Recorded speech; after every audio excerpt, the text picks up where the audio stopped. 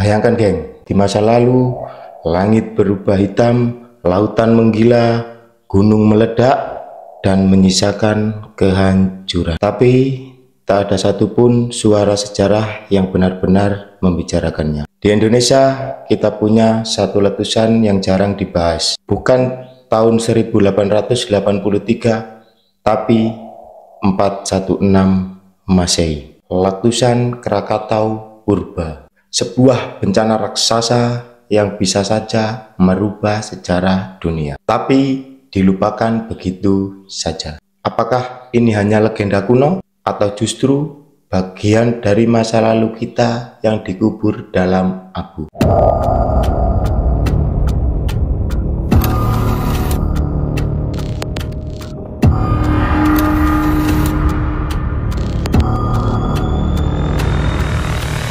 Oke geng, terima kasih sudah klik video ini, dan kali ini kita akan membahas sebuah tragedi besar yang nyaris jarang dibicarakan. Letusan Gunung Krakatau Purba tahun 416 Masehi. Tapi ini bukan cuma soal gunung meletus. Ini soal kenapa letusan sebesar itu nggak punya tempat di sejarah resmi. Dan dampaknya yang mungkin lebih besar dari yang kita kira.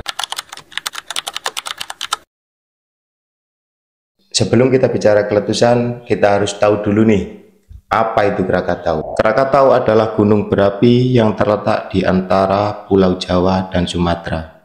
Saat ini kita mengenalnya karena letusan tahun 1883. Tapi sebelum itu ada sejarah yang jauh lebih tua. Dalam teks kuno seperti Nagara Kertagama dan Carita Parahyangan ada catatan tentang letusan gunung yang memisahkan Pulau Jawa dan Sumatera. Letusan ini terjadi pada tahun 416 Masehi. Dalam sebuah masa yang masih diselimuti kabut mitologi dan ketidakjelasan. Tapi pertanyaannya, sebesar apa letusan itu dan apakah dampaknya hanya dirasakan di Nusantara? Catatan dari Carita Parahyangan menyebutkan bahwa ada suara seperti halilintar menghancurkan dunia dan gunung meledak memisahkan tanah-tanah. Suara letusan dikabarkan terdengar hingga ribuan kilometer. Bahkan ada legenda di India dan Tiongkok yang mencatat suara petir dari langit pada periode yang sama. Secara geologis, para ilmuwan percaya bahwa kaldera besar tempat Krakatau berada saat ini terbentuk dari letusan purba, bukan letusan 1883, tapi kemungkinan besar letusan tahun 416 Masehi. Dampaknya tsunami besar, hancurnya pelabuhan kuno, punahnya kerajaan-kerajaan kecil di pesisir Jawa Barat dan Sumatera. Tapi itu baru permukaan. Karena yang paling mengganggu adalah kenapa dampak letusan ini terasa hingga ke belahan dunia. Sebuah manuskrip Romawi mencatat bahwa pada tahun 536 yang bisa jadi efek dari letusan ini, matahari tidak bersinar selama lebih dari 1 tahun. Kalau kalian ingin tahu tahun 536 yang dikatakan tahun terburuk dalam sejarah, kita udah bahas di video yang ini. Oke, kita kembali ke topik. Di Tiongkok terjadi kelaparan massal, panen gagal, bahkan di beberapa kerajaan Arab dan Eropa Timur, musim berubah tak menentu. Jika benar ini efek dari Krakatau Purba, maka letusan ini bukan hanya bencana lokal, tapi bencana global. Dan anehnya, secara resmi tidak menyorot peristiwa ini sama sekali. Fenomena ini bikin kita mikir, letusan Gunung Tambora tahun 1815 saja bisa bikin dunia mengalami tahun tanpa musim panas, memicu kelaparan di Eropa, dan bahkan diyakini sebagai salah satu faktor perubahan besar dalam sejarah manusia. Jadi, gimana kalau Krakatau 416 Masehi lebih dahsyat lagi? Gimana kalau letusan Gunung Tambora? Kita bahas di video selanjutnya. Silakan Tulis di komentar. Tapi, kalau benar letusan ini sebesar itu, kenapa catatannya bisa hilang? Apa yang sebenarnya terjadi setelah letusan ini? Kalau benar letusan Krakatau Purba tahun 416 sebesar itu, maka harusnya masih ada jejak. Tapi kenapa begitu sedikit yang bisa kita temukan?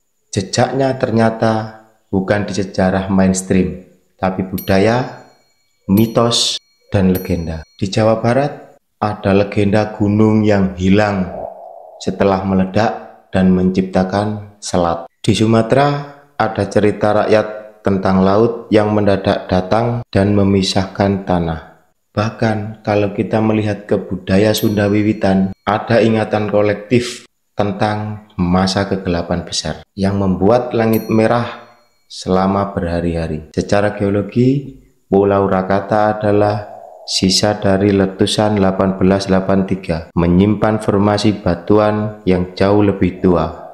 Ada kemungkinan besar kaldera besar tempat anak Krakatau berdiri terbentuk bukan karena 1883, tapi justru akibat letusan Krakatau Purba ini. Dan disinilah muncul pertanyaan paling menggoda. Apa mungkin letusan ini bukan sekedar bencana alam, tapi bagian dari sesuatu yang lebih besar dan lebih gelap? Beberapa peneliti independen percaya letusan Krakatau Purba berperan dalam jatuhnya peradaban besar yang tak tercatat secara formal. Salah satu teori menyebutkan bahwa kerajaan kuno di selatan Jawa runtuh seketika. Bahkan ada yang percaya letusan ini memicu migrasi besar-besaran, termasuk perpindahan penduduk Nusantara ke Madagaskar. Hal ini cocok dengan temuan DNA bahwa orang Madagaskar punya garis keturunan Austronesia, khususnya dari Kalimantan dan Sulawesi. Tapi migrasi itu seolah terjadi tiba-tiba, sekitar abad ke-5. Pertanyaannya, siapa yang menghapus catatan tentang letusan ini? Kenapa sejarah resmi tidak mencatatnya? Apakah karena dokumen hancur? Atau ada ketakutan yang memang tidak ingin peristiwa ini diketahui? Kita mungkin tidak punya jawabannya sekarang, tapi jejak-jejaknya tersebar. Dan jika kita telusuri lebih dalam, mungkin kita akan menemukan sebuah pola sejarah yang dikaburkan. Lalu, apa artinya semua ini untuk kita hari ini? Apa yang bisa kita pelajari dari gunung yang meledak ribuan tahun lalu? Sejarah bukan cuma tentang apa yang ditulis, tapi juga apa yang tidak ditulis. Letusan Krakatau tahun 416 Masehi adalah pengingat bahwa bumi bisa berubah dalam sekejap, dan manusia sehebat apapun peradabannya tetap tak berdaya di hadapan alam. Tapi lebih dari itu, ini adalah kisah tentang bagaimana ingatan bisa dikubur, tentang bagaimana dunia bisa kehilangan bab penting hanya karena tidak ada yang berani mencatatnya. Kalau kalian sampai di bagian ini, artinya kalian juga punya rasa haus yang sama. Haus akan kebenaran sejarah dan kemungkinan-kemungkinan yang belum terjawab. Jadi pertanyaannya sekarang, apakah kamu siap menggali lebih dalam ke sejarah yang tak pernah diajarkan di sekolah? Apakah menurutmu letusan Krakatau tahun 416 Masehi ini nyata atau hanya legenda? Tulis di kolom komentar. Dan terima kasih sudah menonton sampai akhir. Dan kalau kalian belum subscribe, kalian bisa subscribe di sini, karena subscribe di sini 100% gratis. See you next video. Bye bye.